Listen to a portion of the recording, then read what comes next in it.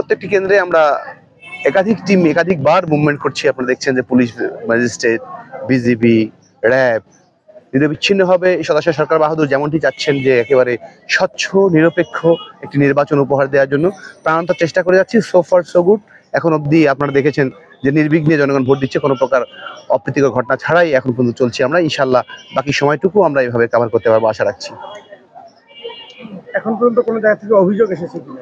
জি না, দু একটি বিচ্ছিন্ন ঘটনা যেহেতু অভিযোগ, যেমন মোহনগঞ্জের একটা কেন্দ্রে দুজনকে আটক করে রেখেছে, আন্ডার এজ থেকে রেখেছে। এখন ম্যাজিস্ট্রেট সাহেব আছেন ওখানে, যে সিদ্ধান্ত নেন উনি সেই সিদ্ধান্ত নেবেন।